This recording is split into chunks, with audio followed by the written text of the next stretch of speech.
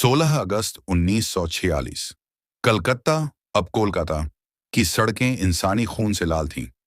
Direct action day के नाम पर हजारों बेगुनाह मौत के घाट उतार दिए गए, माताओं बहनों की अस्मत लूटी गई और पूरा शहर जल उठा। इतिहासकार लियोनार्ड मोस्ले ठीक ही लिखते हैं कि जब देश का एक बड़ा हिस्सा सुलग रहा था, तब दिल्ली में बैठे बड़े राजनेता सत्ता के समीकरणों और कैबिनेट की सूचियां बनाने में व्यस्त थे। लेकिन इस पूरे घटनाक्रम में जो बात सबसे ज्यादा विचलित करती है, वह थी महात्मा गांधी की रहस्यमयी चुप्पी और उसके बाद आया उनका एक आत्मघाती बयान। जब कलकत्ता में लाशों के ढेर लग रहे थे, तब 16 से 19 अगस्त के बीच गांधी जी मैसूर की अन्न समस्या, गोवा के राजनीतिक संकट, खादी और डॉक्टरों की गोष्ठियों पर तो मार्गदर्शन दे रहे थे, लेकिन देश के सबसे बड़े नरसंहार पर मौन साधे रहे। 19 अगस्त को उन्होंने पहली बार इसे मुर्दों का शहर कहा, जो 25 अगस्त को छपकर सामने आया। यानी पूरे 10 दिन बाद देश को पता चला कि उनके बापू इस त्रासदी पर क्या सोचते हैं। और जब उन्होंने विस्तार से लिखा, तो वह सांत्वना नहीं, बल्कि पीड़ितों के घावों पर नमक छिड़कने जैसा था। 2 सितंबर 1946 को हरिजन में लिखे अपने लेख जहर की काट में गांधी ने जो कहा, वह किसी भी संवेदनशील समाज को स्तब्ध करने के लिए काफी है।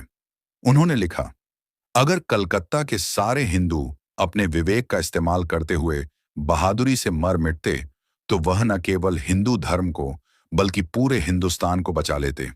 इससे हिंदुस्तान में इस्लाम भी शुद्ध हो जाता। सिद्धांतों का बोझ और व्यावहारिक क्रूरता, यह बयान कोई सामान्य दार्शनिक विचार नहीं है, बल्कि यह पीड़ित को ही अपनी मौत का दोषी ठहराने की क्रूर मानसिकता है। सवाल यह उठता है कि क्या अहिंसा का सिद्धांत इतना निरपेक्ष और अंधा हो सकता है कि वह आत्मरक्षा के नैसर्गिक अधिकार को ही अपराध मान ले? गांधी हमेशा कहते थे कि कायरता से बेहतर हिंसा है, लेकिन कलकत्ता के संदर्भ में उनका यह बयान उनके अपने ही इस सिद्धांत के विपरीत था। क्या अपनी जान, अपने परिवार और अपनी स्त्रियों की आबरू बचाने के लिए अत्याचारियों के खिलाफ खड़े होना हिंसा थी? गांधी चाहते थे कि हिंदू बिना किसी प्रतिरोध के भेदभाव बकरियों की तरह कटने के लिए तैयार हो जाएं, ताकि उनका अहिंसा का प्रयोग सफल हो सके। नरसंहार करने वाले दंगाइयों और उनके राजनीतिक आकाओं को सीधे तौर पर कटघरे में खड़ा करने के बजाय गांधी पीड़ितों को बहादुरी से मर मिटने की सीख दे रहे थे। ये एक तरह का विक्टिम ब्लेमिंग था, जहां मरने वाले को ही यह एहसास कराया गया कि अगर तुम मारे गए हो, तो तुमने सही तरीके से अहिंसा का पालन नहीं किया। क्या नैतिकता और अहिंसा का ठेका केवल एक ही समुदाय का था?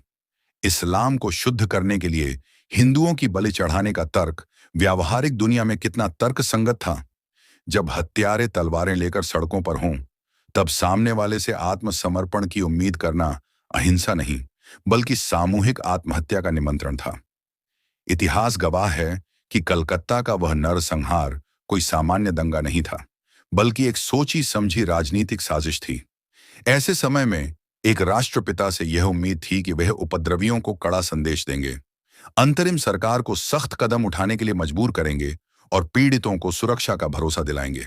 लेकिन इसके विपरीत गांधी ने आत्मरक्षा को पाप और बिना प्रतिरोध के मर जाने को पुण्य घोषित कर दिया। उनका यह विचार न केवल व्यावहारिक धरातल पर पूरी तरह से फेल था, बल्कि इसने बहुसंख्यक समाज के भीतर एक गहरा असंतोष और असुरक्षा की भावना पैदा की। सिद्धांतों की वेदी पर निर्दोषों के खून की आहुति मांगना किसी भी तरह से महानता नहीं कही जा सकती।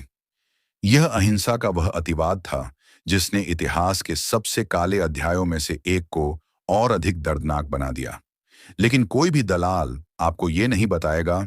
दोस्तों, इसलिए उद्घोष ने यह मुहिम चलाई है कि हर सच को आपके सामने रखा जाएगा, लेकिन इसमें आपको हमारी मदद करनी होगी। हर भारतीय तक आपको हमारी वीडियो को पहुंचाना होगा, ताकि हर भारतीय छुपाए गए सच को जान सके। इसलिए ज्यादा से ज्यादा शेयर कीजिए और YouTube पर उद्घोष चैनल को सब्सक्राइब कीजिए। जय हिंद, भारत माता की जय।